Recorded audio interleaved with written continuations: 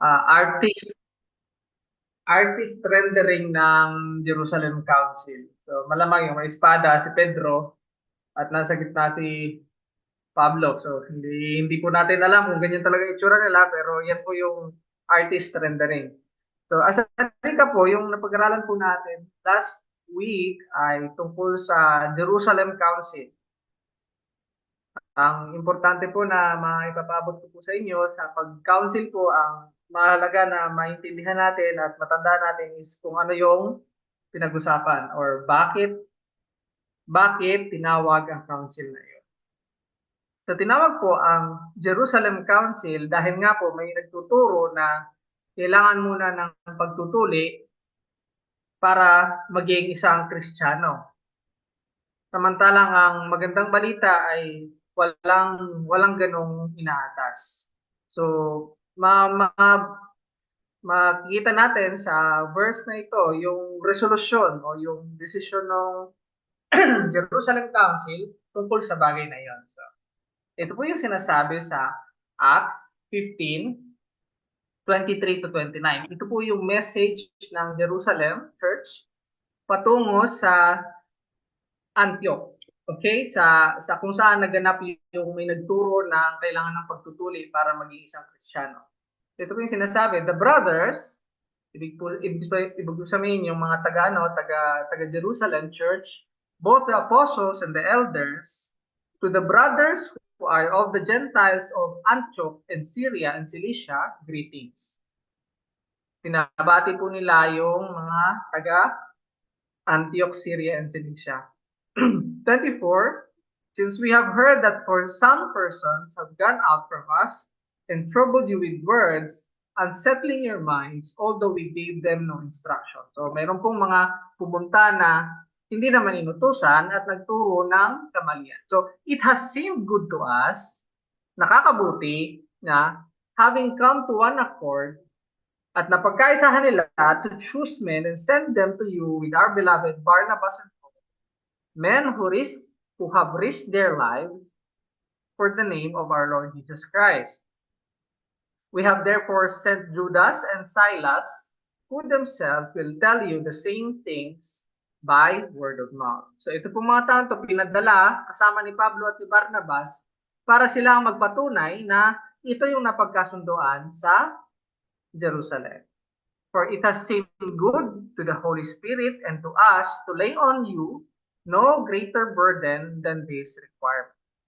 So, madaming sinasabi, magpatuli, kung ano-ano pa na ritual, pero ang sinasabi ng Banal na Espiritu is hindi yun kailangan. So, ito lamang ang kinakailangan or suggestion nila sa mga Gentile church para pakisama sa mga Hudyo, that you abstain from what has been sacrificed to idols, and from blood, and from what has been strangled, and from sexual immorality. If you keep yourselves from this, you will do well, fare well. So, yun po yung resolusyon ng Jerusalem Council na hindi kailangan ilapat sa mga Gentile yung kultura ng Hudyo na maaring dinala nila sa Kristyanismo galing sa Judaism. So, ito po ang second missionary journey ni Paul. So, makikita po natin na sa Jerusalem, pagkatapos ng Jerusalem Council, sila ay pumunta sa Antioch of Syria.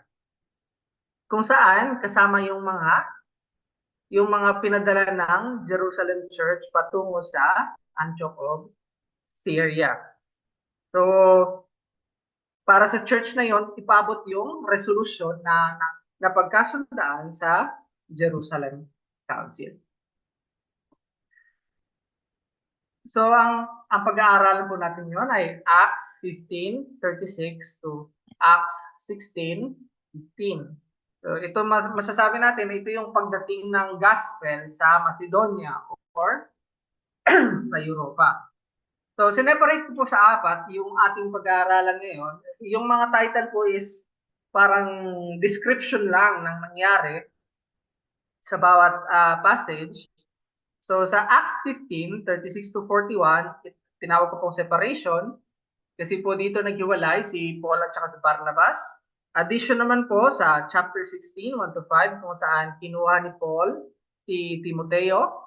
And then Acts 16, 6 to 10, direction, kung saan tinuturo ng Banal na Espiritu kung saan papunta sila Paul. And salvation, Acts 16, 11 to 15, ito po yung kwento ng unang Kristiyano sa Europa. Unang naniwala sa magandang balita sa Europa or sa Macedonia. Sa unang parte na po tayo. So, separation. Acts 15, 36 to 41. And after some days, so pagkatapos po ng Jerusalem Council, after some days, Paul said to Barnabas, "Let us return and visit the brothers in every city where we proclaim the word of the Lord and see how they are." So, balikan natin yung mga simbahan, yung mga kapatiran sa kada syudad na ating dinaanan. At tingnan natin kung kumusta na sila. So 37, now Barnabas wanted to take with them John called Mark. So gustong dalhin ni Barnabas si John Mark. 38, but Paul thought best not to take with them one who had withdrawn from them in Pamphylia and had not gone with them to the work. So ang sinabi ni Paul is, huwag nating dalhin si Mark dahil nga hindi tumupad sa, hindi naging matapat si Mark kasi iniwan sila sa Pamphylia na nasaksihan natin nung ilang linggo before na pinag-aralan natin na iniwan sila ni John Mark at bumalik siya ng Jerusalem. And there arose a sharp disagreement so that they separated from each other. So naghiwalay na lang sila. Barnabas took Mark with him and sailed away to Cyprus. 40, but Paul chose Silas and departed, having been commended by the brothers to the grace of the Lord, and he went through Syria and Cilicia, strengthening the churches. So Paul and Barnabas separated in their missionary journey because Barnabas wants to take John Mark. So nagka-argumento si Paul at si Barnabas dahil kay John Mark. So Barnabas went to Cyprus, but Paul retraces back to the churches by land from Antioch. So makikita po natin, balik po natin sa mapa, makikita po natin na tinrace ni Paul galing Antioch yung Derbe, Iconium, Lystra, and Pisidian, Antioch. Ito po yung kanilang mga dinaanan noong unang missionary journey. Ito po yung mga kapatiran na naniwala sa magandang balita sa kanilang pinoklama. Pero yun nga lang, kasi hindi na magkasama si Paul at si Barnabas dahil si Barnabas ay lumayag papuntang Cyprus kasama si John Mark. So Barnabas went to Cyprus, but Paul retraces back to the churches by land from Antioch. Paul should be the one having authority. So kung sa otoridad lang or sa ranggo lang, dapat si Paul yung nasunod sa mission na ito, sa second missionary journey. So Paul should be the one having authority, and his judgment should be the one to be followed as John Mark has left them before. So kung hindi nyo po alam kung sino si John Mark o ano relasyon niya kay Barnabas, si John Mark po ay pinsan ni ni Barnabas. Yun po yung sinasabi sa Colossians 4:10. So magkamag-anak po si Barnabas at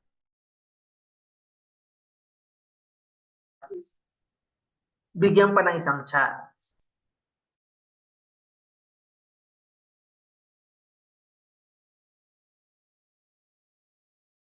Isama si John Mark, which is yung isa yung isa nakaranas ng hindi maganda, hidwaan. So, Barnabas is family to John Mark, which should have affected his decision. Yun yung naka-apekto kasi magkapamilya sila. And that is why they had a sharp difference. Kaya po nagkaroon ng alitan. So Barnabas went away on a mission with John Mark. So makita po natin sa verse 30, Barnabas took Mark with him and sailed away to Cyprus. So pumunta po siya ng Cyprus ng biglaan. But Paul chose Silas and departed. Umalis din po si Paul kasama si Silas, pero sila ay kumbaga kinomisyon ng simbahan, having been commended by the brothers to the grace of the Lord. So kumbaga yung missionary journey ni Paul may basbas, pero yung missionary journey ni Barnabas is parang sige, hiwalay tayo tapos layas na. So hindi magandang pag-alis. So Silas, ang malalaman natin kay Silas is si Silas ay important para kay Paul dahil siya ay Roman citizen. So pareho sila ni Paul, pareho silang Roman citizen. So pareho sila ng rights, pareho sila ng otoridad sa mga dadaanan nila. So Silas was important to Paul because they are both Roman citizens, so they have easy access and rights in the Roman Empire. So yun yung isa sa plus points ni Silas kung bakit siya ang sinama ni Paul. Okay? So, observations. So makikita po natin sa ating passage yung humanity ni Paul and ni Barnabas with regards to judgment and relationship and how it is a reality in the mission or in church life today. So hindi po nangyayari ang ating pagiging buhay Kristiyano sa vacuum na parang reset lahat. So pag tayo po ay naging Kristiyano, tayo ay papasok sa isang simbahan na may magkakapamilya, meron ding mga hindi nagkakagustuhan, di sangayon sa isa't isa. So ganun din po sa mission, ganun nakita po natin yun na nangyari sa ating pasahe, ano po, na si Barnabas, gusto niya yung isama yung kanyang kamag-anak. Si Paul, ayaw niyang isama si John Mark dahil hindi niya kinakitaan ng katapatan nung iniwan sila sa Pampilya. So, makikita po natin na ito pong hindi po superhero yung mga nakalagay sa Bible, kundi normal na tao at ginagabayan ng banal na espiritu. So, meron pong mga blind spot, meron pong mga emosyon, meron pong hindi nakakakita ng maayos or feeling nila, sinasaktan sila. So, may ganun po sa buhay Kristiyano. So, pero despite their conflict, they are still dedicated in reaching the world with the gospel. So, kahit anuman po yung kanilang hindawaan, sila pa rin po ay dedicated sa paghahayag ng magandang balita. So even disagreements can be resolved and reconciled as long as one holds on to and believe the gospel. So kahit po yung mga hidwaan ay maaayos at magkakabati kung ang buhay ng isang Kristiyano ay nakatuon at kumahawak pa rin sa magandang balita. Kasi sa 1 Corinthians 9:6, sa 1 Corinthians 9:6 nandoon na magkasama ulit si Barnabas at saka si Paul. So, doon po sa 1 Corinthians 9:6 is wala silang kasamang mga asawa nila, samantalang si Pedro ay may kasamang asawa, pero si Barnabas at si Paul is patuloy ang misyon, paghahayag ng gospel, ng magandang balita na sila lang.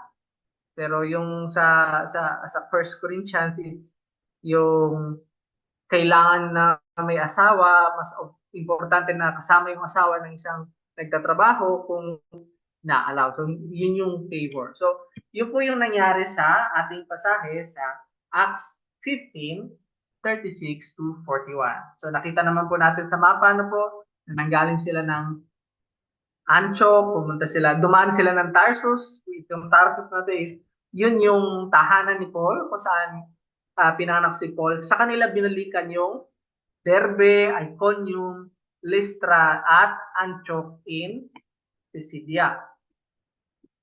Okay po? So, katulad ng dati, hindi na lang tayo mag-application, kundi magbibigay lang tayo ng guide question. Ano po? So, ito pong guide question is, ito yung magagamit nyo mamaya sa pag-iisip or pwede nyo sagutin kung ito yung na-feel nyo na question. So, ito yung mga guide question with regard sa passage natin sa Acts 15. So, what is the difference? Ano po yung kaibahan between how I handle conflict before and after I receive the gospel? So, ano po yung naging kaibahan sa pagitan nung pag-handle natin ng away or ng hidwaan bago tayo nakatanggap ng gospel at pagkatapos nating natanggap yung gospel. So nakita po natin sa ating pasahe na nagkahidwaan si Paul at si Barnabas, parehong tapat sa paglilingkod sa Diyos. So para po sa atin, anong pinagkaiba ng isang hindi Kristiyano at ng isang Kristiyano sa pag-handle ng mga conflict? Okay, so pag-isipan po natin yan. Ang pangalawang guide question is, what can I improve in myself now that I follow Jesus if I have disagreements with other brothers and other people? So ano po yung nakikita ko na pwede kong i-improve sa aking sarili na ngayong sinusunod ka na si Jesus sa mga bagay-bagay na nagkakahidwaan ako sa aking mga kapatid or sa mga ka-church. So, yun po yung guide question. Magandang isipin po natin na involve yung ating sarili sa mga bagay na ito para may apply natin kung ano yung sinasabi ng ating pahina. So, punta po tayo sa susunod, sa addition na nasa Acts chapter 16 verses 1 to 5. So, Paul came also to Derbe and Lystra. Nakita po natin sa mapa na pinuntahan balik yung Derbe and to Lystra. A disciple was there named Timothy, the son of a Jewish woman who was a believer, but his father was a Greek. So si Timothy po ay Hudyo ang nanay at Griego ang tatay o Hintil ang tatay. So si Timothy po ay, in short, Tisoy na Hudyo. So verse 2, he was well spoken of by the brothers at Lystra and Iconium. Paul wanted Timothy to accompany him, and he took him and circumcised him because of the Jews who were in those places, for they all knew that his father was a Greek. So kukunin ni Paul si Timothy, pero tinuli niya si Timothy. Ang dahilan ng pagtuli niya kay Timothy is dahil sa mga Hudyo na nasa paligid. So ano pong ibig sabihin nun? So kung ikaw po ay tisoy at nagpatuli ka, ang ibig sabihin po nun is hindi mo sinasantabi ang iyong pagiging Hudyo. Yun po yung ibig sabihin nun. As they went on their way through the cities, they delivered to them for observance the decision that had been reached by the apostles and elders who were in Jerusalem. So natapos na po sila sa Antioch of Syria. Pagdaan po nila ng Derbe, Lystra, Iconium, Antioch, sinasabi pa din po nila kung ano yung napagkasundoan sa Jerusalem. So the churches, as they went on their way through the cities, they delivered to them the observance, the decision that had been reached by the apostles and the elders who were in Jerusalem. So the churches were strengthened in faith and they increased in numbers daily. So na-strengthen ang faith ng buong church na kanilang nadadaanan nung ipiniabot nila pinapaalala nila ang gospel, at the same time, clarify nila yung kamalian ng turo na kailangan pa ng ganito, ng ganyan, na sumunod sa magpatuli, sumunod sa batas ni Moses, na hindi na kailangan. So, na-encourage yung mga Christian na ang gospel ay pagtitiwala at paglalagak ng pananampalataya kay Jesus lamang. So the churches were strengthened in faith and they increased in numbers daily. So Paul and Silas was joined by Timothy to help on the work. So ang mapapansin po natin kay Timothy is Timothy was approved by the brothers in Lystra and Iconium. So si Timothy po ay sumukna. Si Timothy po ay nagsisilbi na sa simbahan ng Lystra at Iconium. Kilala si Timothy na mabuting tao at faithful, tapat na tagasunod ni Jesus. And he was circumcised for the reason that he is a Jew. So circumcision, yung pagtutuli, grants him access to the people since circumcision is an evidence of his identity. Katulad po na sinabi ko kanina, yung circumcision is yung parang public affirmation ni Timothy na hindi niya isinasantabi ang kanyang pagiging Hudyo. Na pinahahalagahan niya ang kanyang pagiging Hudyo. So yun din po yung ginawa ni Paul para magkaroon siya ng access o kaya ng mas maayos na relasyon sa mga Hudyo dahil ang kanyang pagpapatuli is nagbibigay ng importansya sa kanyang heritage. So, ang susunod nilang ginawa is they deliver the churches the decision that was made in the church in Jerusalem. So Paul was making sure, so sinisigurado ni Paul na yung issue at yung resolusyon sa Jerusalem ay alam ng mga simbahan na itinayo ng Diyos sa pamamagitan niya. So importante po yun, no?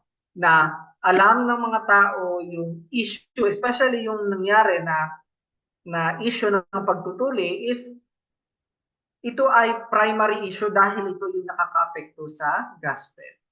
Gospel issue yung dagdagan mo ng works o dagdagan mo ng ritual o dagdagan mo ng circumcision ang gospel dahil ito yung makaka-apekto sa kaligtasan. Kasi may iba na gusto ng ganito, yung magagawa ko. Iskandalo ang gospel in the sense na sinasabing ang gagawin mo lang is tanggapin si Jesus bilang iyong tagapagligtas para sa kapatawaran ng kasalanan. So dahil sa kanilang pagtanggap sa proklamasyon ni Paul ng magandang balita at pag-clarify ng issue, God added more believers to the church as a result of the proclamation of the gospel and the resolution of the issue in Jerusalem Council. So, tingnan po natin ang mapa. So, dito nangyari yung Jerusalem Council. Dito naghiwalay si Paul, si Barnabas, si Paul, si Silas, is pumunta ng Tarsus, hanggang Derbe, Iconium, Lystra, dito nila pinikap si Timothy. Okay? So, yun po yung ruta. Ito, second missionary journey ni Paul para ma-appreciate natin sa mapa. So, lakad lang po ito, no? Walang flight, walang bus. Ito po ay malamang lakad lang within the Roman Empire. So, ating po mga observation na Paul takes Timothy with him as he was approved by the people around him. So, may mga testigo na maayos itong si Timothy. May mga naapektuhan na ang buhay dahil sa mga ginagawa ni Timothy sa loob ng simbahan. Diba? Hindi lang basta-basta nakinuha si Timothy, kundi nagsisilbi na si Timothy sa simbahan at may mga tao na naapektuhan ng kanyang ginagawa ng kanyang pagsisilbi. So he is also a person who is personally connected to the Word of God and the people of God dahil siya po ay kalahating Hudyo. So may sense si Paul na kuhanin yung taong kagamit-gamit sa mission. So second observation, Paul is keen on how a person can be useful for the gospel. So ang pinili ni Paul is yung taong kagamit-gamit sa mission. So he took Silas, so nakita po natin si Silas na sinama niya sa galing Antioch of Syria. He took Silas, who is a Roman citizen, na may parehong right at freedom katulad ni Paul. Roman citizen free to move and enjoy the right of a Roman Paul. At pangalawang kinuha ni Paul is, he also took Timothy, who is part Jew. Someone like Paul who has inroads towards the Jews and knows the scripture. So, matatanda po natin na ang Bible nung panahon na yun, ang scripture nung panahon na yun, is the Old Testament. Kasi hindi pa nakakompile or natlilikom ang New Testament. Sinusulat pa lang ang New Testament ng mga panahon na ito. So, isa pa pang observation is knowledge of the issues and resolution in connection to the gospel is important knowledge for a church to protect and grow and add to the believers. So, importante po yun, yung pagkakaintindi po natin ng gospel is dapat klaro. At kasama po sa clarity ng pagkakaintindi natin ng gospel is kung alam natin yung mga issue. Yung mga issue. So, siguro masasabi ko po sa inyo na alam natin ang issue ng gospel sa mga pinanggalingan nating dating paniniwala. Alam natin yung pinagkaiba, alam natin kung saan hindi na sumunod sa magandang balita, o alam natin yung mga paniniwala ng ibang tao na hindi akma o nagsasantabi sa tunay na kahulugan ng magandang balita. So, importante po yun na malaman natin habang lumalago tayo sa buhay natin na Kristiyano. So, punta po tayo sa ating application or guide question. Tinatawag ni Miss Charm na Miss Universe question. Okay? So, guide questions. So, how can I serve my brothers and sisters and the church that is useful to the furthering of the gospel and build up the faith of those around me? So, nakita po natin na si Timothy po ay approved by the church. So, kung sa atin po, sa ating buhay, simbahan, ano po yung paraan natin na makapagsilbi tayo sa mga kapatiran na nakakatulong sa pagpalaganap ng gospel o nakakatulong sa paglago ng pananampalataya ng mga taong sa paligid natin. So, maganda din pong isipin nyo na kung ano yung role na pwede nating kukunin para makatulong sa gawain ng simbahan. Okay? Yun po isang magandang katanungan. How can I serve my brothers and the church that is useful to the furthering of the gospel and build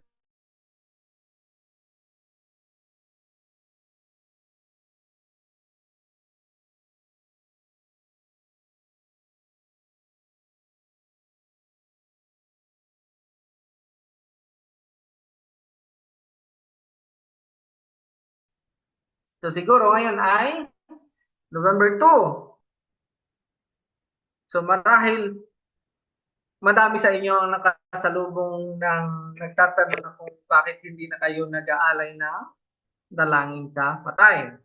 So, parang narinig ko yata yung kanina, hindi nga lang speaking in tongues nga lang, na anong point ng pagtitirik ng kandila, pananalangin sa patay dahil November 1? So, saan ito sa Bible? Anong connection ito sa gospel? So, how did the Bible and previous issues, paano po yung Biblia at yung mga nakarang issues sa simbahan o sa relihiyon nakatulong sa akin para maintindihan at maliwanagan tungkol sa mahalagang aspeto o bagay sa gospel. So, magandang isipin din po yan, no? Kung ito yung napili niyong katanungan para sagutin mamaya, maganda rin po yan. So, how did the Bible and previous issues in the church help me understand and clarify important matters in the gospel? So, punta na po tayo sa susunod nating part, direction. So, sa Acts 16, 6-10. So, and they went through the region of Phrygia and Galatia, having been forbidden by the Holy Spirit to speak word in Asia. So pumunta po sila ng through the region. Hindi po sila tumigil. Lumusot lang sila.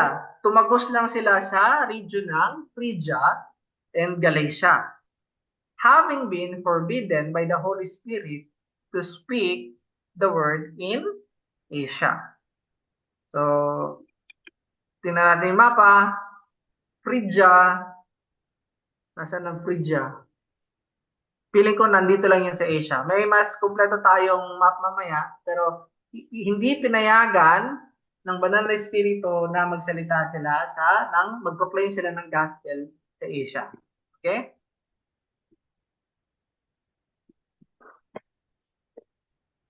Seven.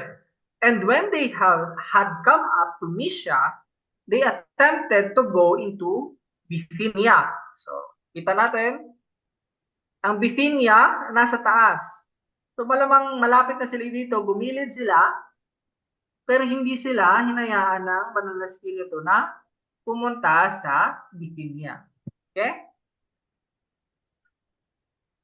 So, passing by Mysia, they went down to Troas. Troas. Tingnan natin ang Troas. So, nandito ang Troas. Dito sila bumagsak sa Troas. So, hindi sila, pinagbawalan sila ng banal na espiritu na magsalita sa Asia. Hindi rin sila pinayagan na pumuntang Bithynia. So, pumunta sila ng Troas. And the vision, verse 9, and the vision appeared to Paul in the night. A man of Macedonia was standing there, urging him and saying, "Come over to Macedonia and help us."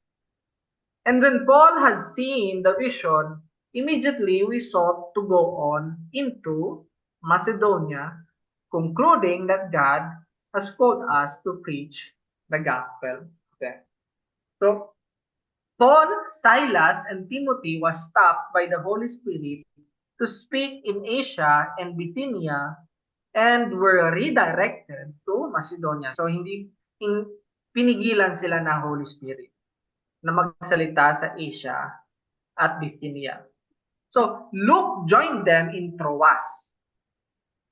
Luke joined them in Troas. So, makikita po natin to sa verse 10. So, basahin po natin ang verse 10. And when Paul had seen the vision, immediately we. So, nakita niyo po yung pagsusulat ni Luke? Sa verse 6, they. Sa verse 7, they. Sa verse 8, they. So, lahat third person. Pero pagdating sa verse 10, we. Sinabi niyang we sought to go on into Macedonia, concluding that God had called us to preach the gospel to them. So, hindi ko po na-research kung paano na-convert si Luke. Pero sa Book of Acts, dito yung sinasabi ng mga nag-aral na nag-join si Luke sa kanila sa Troas. So, yun po yung nag-switch yung narrative ni Luke from third person to first person. So the New Testament, in the New Testament, God uses vision to communicate to them the events that are critical to the gospel. So hindi po common yung vision. So nakita natin sa Peter, nagkaroon siya ng vision, si Paul, nagkaroon siya ng vision. Kaya kailangan din po natin mag-ingat sa mga taong gumagamit ng vision.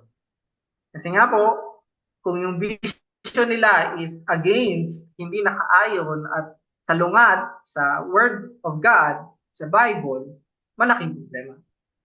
So makikita po natin ang paggamit po ng vision sa New Testament is with regard sa matters ng gospel.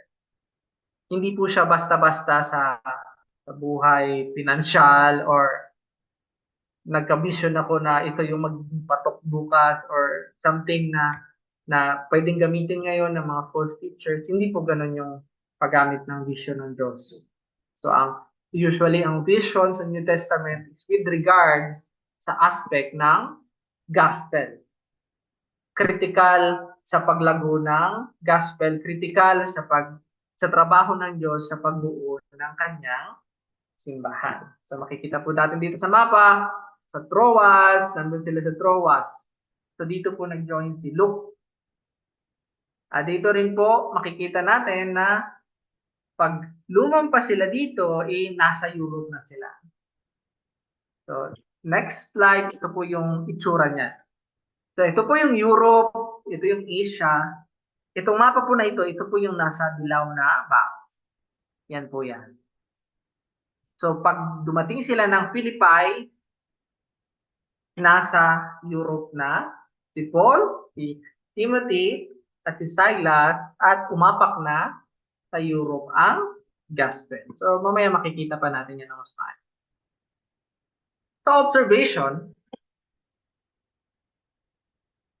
Paul depends on God's direction, and exerts all of his efforts towards God's bidding. So there is both dependence to God and perseverance in Paul. And second observation, Paul was obedient and trusting to God for direction despite his dangerous mission. So nakikita niyo po yun na si Paul ay nag-iisip na kanya gagawin. Pero at the same time, nakadepende siya sa direction ng Diyos. So parang sabihin natin, God's sovereignty and man's responsibility.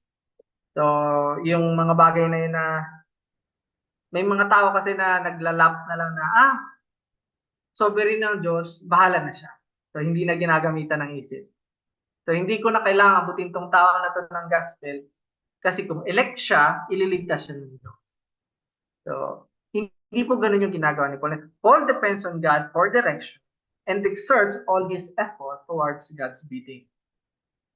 Nandun po yung dependence niya sa Diyos and at the same time yung perseverance niya. So Paul was also obedient and trusting to God for direction despite his dangerous mission. So meron pong mga arrogante or mayabang na ito yung gagawin natin, hindi na nakikinig sa Diyos. Hindi na pinapanalangin lahat ng desisyon. So, hindi po ganun si Paul. So, Paul trusted God so as not to be discouraged when Asia and Bithynia was not open to them to receive the gospel. So, hindi po siya na-discourage.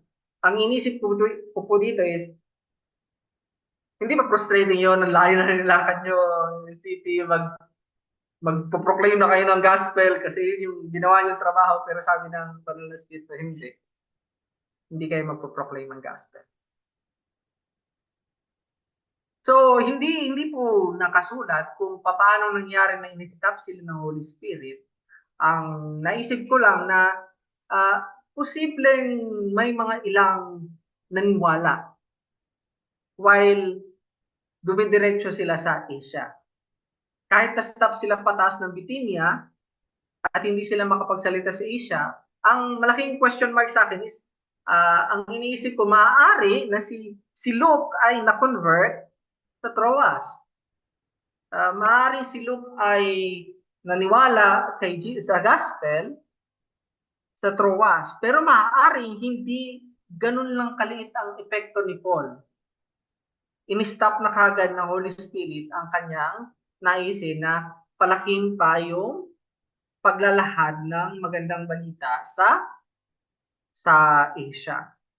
So nandun lang, parang nag-iisa lang si Luke sa isipan ko na-convert or naniwala sa gospel sa Asia, sa Troas. Sa Troas lang. Maaaring may iba pa, hindi ko alam or hindi ko naaral. Posibleng meron pa sa Biblia na hindi ko nagalugad. Pero si Luke ay nag-join sa kanila sa Troas. Kaya nagbago yung pananalita niya sa ating pasahe. So, Paul trusted God so as not to be discouraged. Hindi na-discouraged Paul. Alam niyang ang trabaho na binigay sa kanya ng Diyos ay may proclaim ng gospel, hindi lang sa ngayon or hindi lang habang nasa Asia sila or yung ninanais niya na pumuntang Bithynia. So Paul was courageous to bring the gospel despite the distance and danger. So matapang si Paul. Di ba? Ako nga lang, kung hindi certain, kung walang pondo, hindi ako basta-basta pupunta ng Abu Dhabi. Kung wala akong pang-gasolina, hindi ako pupunta ng Abu Dhabi. Pero itong mga to, inutusan sila ng Diyos na magmisyon, naglakad ng malayo. So, hindi katulad, hindi, yung buhay natin ngayon is napaka-komportable na kumpara sa naging buhay ng mga apostol o kaya nung missionary journey ni Paul. Hindi ganun kadali yung naging buhay nila. So, put up tayo sa guide question. So, guide question. Now that I follow, ngayong ako'y sumusunod na kay Jesus, ano yung nasa akin na what is provided for me in order to know His direction? So, ano yung nasa akin na, nasa possession ko na, para malaman ko kung ano ang inutos ng Diyos. So, madali lang siya na tanong, pero minsan, di ba, baka umaasa tayo sa vision. Diba? God give me a sign, di ba? Yung sa mga Facebook na naghihintay ng sign galing sa Diyos. Umaasa ng vision. So, meron ng nasa atin na ibinigay ang Diyos para malaman natin ang kanyang direksyon o ang kanyang will. Okay? So, now that I follow Jesus, what is provided for me in order to know His direction? So, dahil sa passage natin ito, di ba? Directly na ginaguide si Paul, si Timothy, at si Silas ang Holy Spirit. Tayo man din po sa ating buhay Kristiyano ay ginaguide ng Holy Spirit. So, now that I follow Jesus, what is provided for me in order to know His direction? So, second, the guide question is, what encourages me to persevere in learning, sharing, and living the gospel? Ano yung nakaka-encourage sa atin? Kasi nakita po natin si Paul is hindi siya nag-discourage despite na sinara ng Holy Spirit yung Asia at yung Bithynia. So sa atin po, isipin po natin, ano pong nakaka-encourage sa akin para magpatuloy? Magpatuloy sa pag-aaral, sa pag-share at pamumuhay ng magandang balita. So maganda pong isipin niya, no? So, next section na po tayo. Acts 16, verses 11 to 15. So, 11 to 15. So, setting sail from Troas, so naglayag po sila galing Troas, we made a direct voyage to Samothrace, and the following day to Neapolis. So, sumakay po sila ng barko papuntang Samothrace, at sa susunod na araw ay papuntang Neapolis. And from there to Philippi, which is a leading city of the district of Macedonia and a Roman colony. We remained in this city some days. So, nandun po sila sa Philippi. Pinili nila yung pinaka-dense yung population. Pinaka-marami silang pwedeng maapektuhan ng gospel. And on the Sabbath day, we went outside the gate to the riverside where we supposed there was a place of prayer. And we sat down and spoke to the women who had come together. So lumabas po sila nung Sabat, lumabas sila ng city para pumunta sa tabing ilog. Kung saan dapat may mga nagpipray. And we sat down at umupo po sila at nakipag-usap dun sa mga babae na nagsama-sama sa tabing ilog. So, hindi po sila naglalaba, sila po ay mga Hudyo. So, one who heard us was a woman named Lydia from the city of Thyatira, a seller of purple goods who was a worshiper of God. So, worshiper of God, God-fearer, ito po yung technical term para sa mga taong gustong pumasok ng Judaismo. Okay? So, the Lord opened her heart to pay attention to what was said by Paul. And after she was baptized and her household, she urged us, saying, if you have judged me to be faithful to the Lord, come to my house and stay. And she prevailed of us. So ito yung sinasabi dun sa Tagalog na hindi sila nakahindi kay Lydia nung inanyayahan sila na magstay sa bahay. So they arrived in Philippi and scouted the city. So nagstay sila sa Philippi ng mga ilang araw para i-scope out yung city, kabisaduhin yung city. Kasi nung Sabat, alam nila kung saan yung riverside. Na doon usually magtitipon ang mga Hudyo. Okay? So they went to the side of the river on the Sabbath where the Jews are supposed to gather in the absence of the synagogue. So ang kwento po ng pagsistay sa gilid ng dagat ay with regard sa kukunti ang mga Hudyo. So ang minimum na requirement para magtayo ng isang sinagoga or aral ng lugar ng panalangin at pag-aaral is 10 lalaking Hudyo. So yun po yung minimum requirement para magtayo ng sinagoga. So makikita po natin ang Philippi, ito na ay mas kukunti na ang Jews. Pagpunta nila Paul, ni Timothy at ni Silas sa gilid ng ilog, wala silang nakitang lalaki. Ang nakita nila ay isang babae, si Lydia, na hindi Hudyo, kundi gustong maging Hudyo. So, worshiper of God, hindi siya Hudyo. So, posible na may mga Hudyo na babae, pero walang Hudyo na lalaking nagpakita, no? Araw na yun. Posibleng, kukunti lang ang Hudyo talaga dahil nasa Philippi na sila. Malayo na sila sa Jerusalem. Okay? So Lydia received the gospel and put his faith in the Lord, and her residence house both Paul's missionary team and the church at Philippi. So makita po natin na ginamit ng Diyos ang magandang balita na narinig ni Lydia galing kay Paul para buhayin ang puso ni Lydia tungo sa pananampalataya kay Jesus. At hindi lang siya ang nabaptize, kundi ang kanyang buong household. So sa verse 15, if you have judged me to be faithful to the Lord, come to my house and stay. So biglang nagkaroon na ng tahanan si Paul, si Silas, at si Timothy. At ang paniwala po ng madaming nag-aaral, sa bahay din ni Lydia, nagsimula ang simbahan sa Philippi. Sila yung tumanggap ng ni Paul, ng letter ni Paul to the Philippians. Okay? So ito po yung ating ito po yung missionary journey sa Troas papuntang Philippi. So medyo hindi madetalye. So kumuha ko ng isa pang mapa para mas madetalye. So galing Troas, dito nakita ni Paul ang vision, pumunta siya ng Samothrace. So kinabukasan, pumunta ng Neapolis at pumunta ng Philippi. Sorry. Ng Philippi.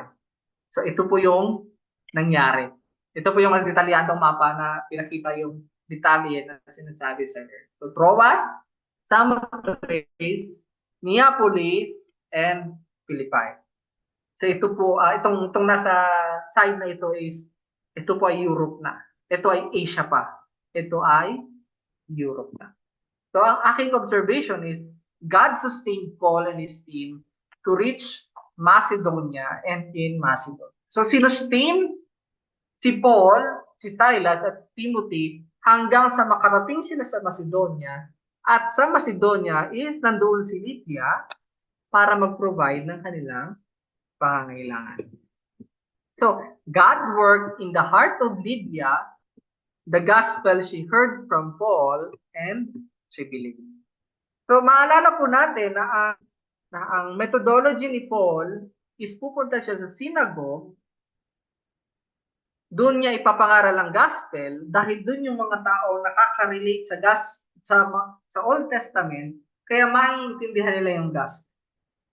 Pero pagdating sa Philippi, ang kanyang naging unang tagapakinig ay si Lydia na gustong maging Hudyo, gustong maging member ng Judaism na relihiyon. At alam niya rin ang Old Testament. At ito yung naintindihan niya ang magandang balita o ang gospel na ang pagkabuhay ni Jesus at pagkamatay ni Jesus bilang kapatawaran ng ating mga kasalanan. So God worked in the heart of Lydia, the gospel she heard from Paul, and she believed. At malaon ay ginamit ng Diyos si Lydia. So God used Lydia's generosity and wealth to build the church at the city of Philippi. So ginamit ng Diyos kung anong binigay niya kay Lydia. So pati yung puso ni Lydia is willing na ipagamit ang kanyang yaman, ang kanyang bahay. So, nakalimutan ko sabihin na nabasa ko itong purple goods. Itong 14, one who heard us was a woman named Lydia from the city of Thyatira, a seller of purple goods. So, nung panahon po na yon, ito yung mahirap na kunin na kulay, yung purple. Mahirap gawin na dye. So, kaya itong si Lydia ay napakayaman dahil napakamahal din po ng purple. Yung kulay na purple, ito po yung pang-royalty. Ito po yung mahal, mga mamahalin na yung mga may kaya lang ang nakakapag-sell. So malaki pong kinikita ni Lydia. Kaya po, nung naniwala na siya sa gospel, ginamit niya ang kanyang yaman para pagsilbihan ang cause ng gospel at pagsilbihan ang church. At sa bahay niya nga na nagsimula ang Philippian Church. Okay? So, guide question. So, what do I know about the people around me that can help me reach out to them with the gospel? So, nakita po natin na yung ginagawa ni Paul is, ang ginamit ni Paul is, pupunta siya ng synagogue para doon mag-preach ng gospel kasi nandun yung mga taong nakakaalam ng Old Testament. So since sa Philippi, napakalayo ng Philippi, nasa Europe ng Philippi, yung Philippi nasa Macedonia na, ang ginawa ni Paul is, pumunta siya sa tabing ilog. Kung saan, doon nagtitipon ang mga Hudyo dapat. So yung pagtitipon po ng mga Hudyo is nagsimula yun sa Babylon, di ba? Na nung sila ay na-enslave, na-capture ng Babylon, dinala sila sa Babylon at sila ay nagtipon sa gilid ng ilog at umiyak. Dahil wala silang templo. So, yun na rin po yung naging kaugalian ng mga Hudyo na kung walang 10 Hudyo na lalaki, hindi sila pwede magtayo ng sinagog, ang lugar ng kanilang panalangin ay sa gilid ng ilog.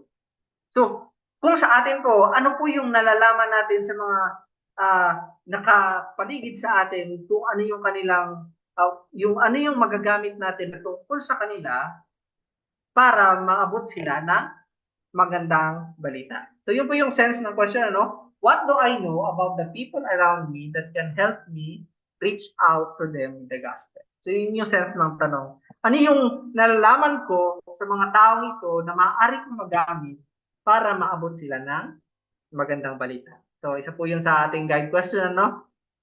So, next is, what did God give me so that I can be helpful in furthering the gospel and building this church?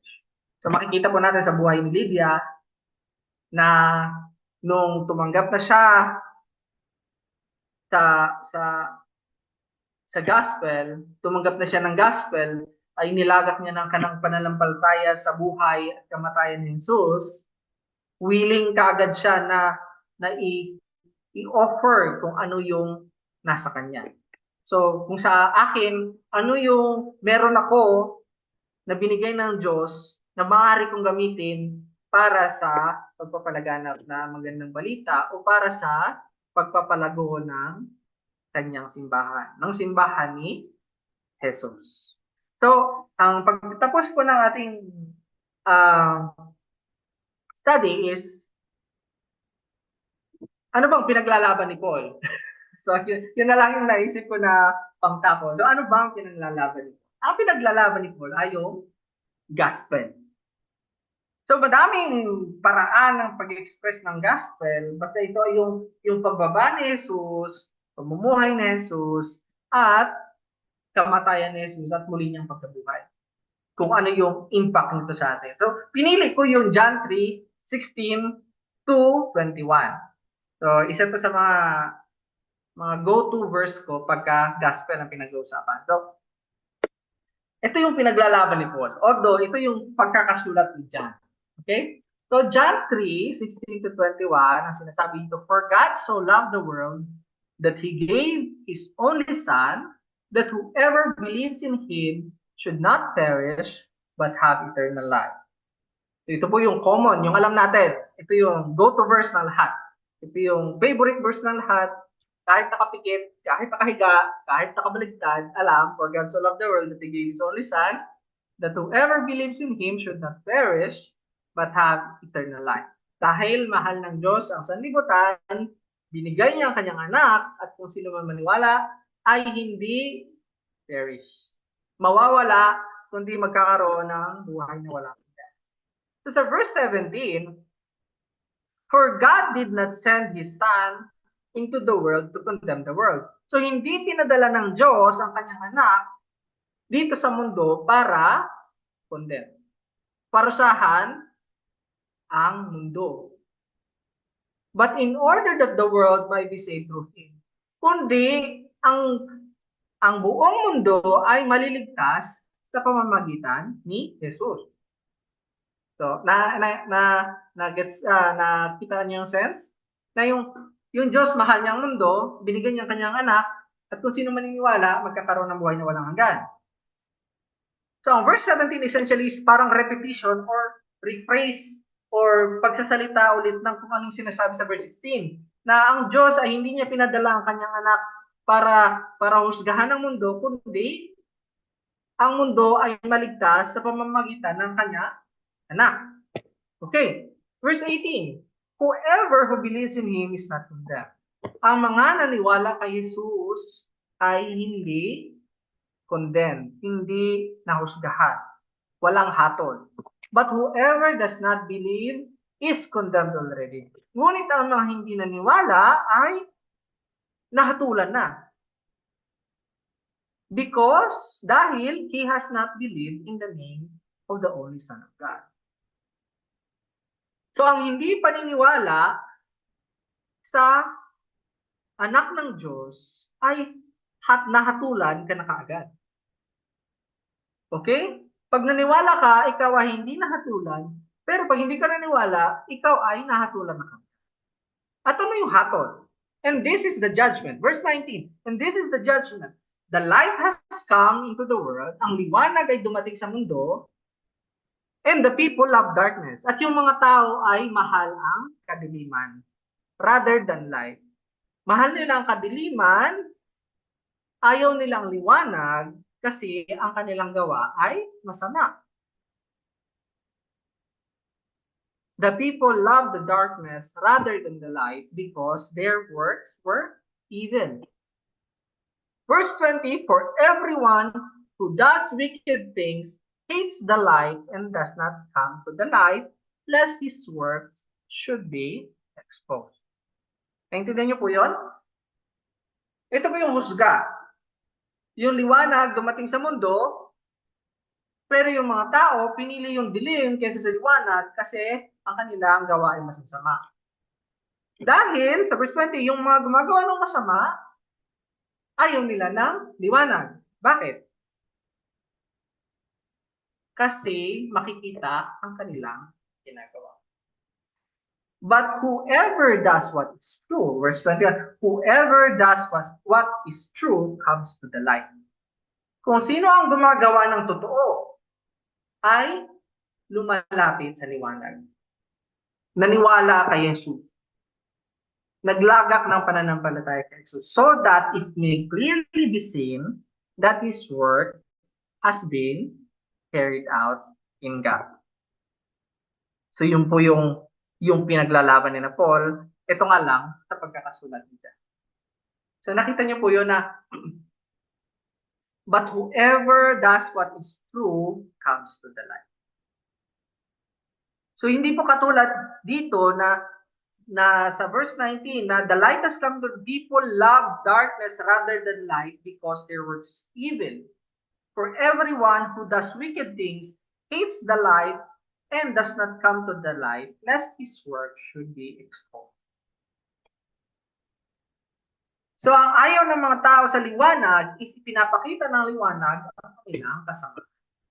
Verse 21, but whoever does what is true, kung sino yung magagawa ng totoo ay lumalapit sa liwanag.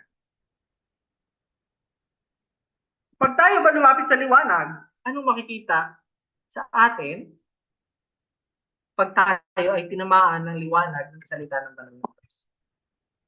Pareho lang tayo dun sa mga wicked na ang makikita sa atin ay ang ating mga works na evil.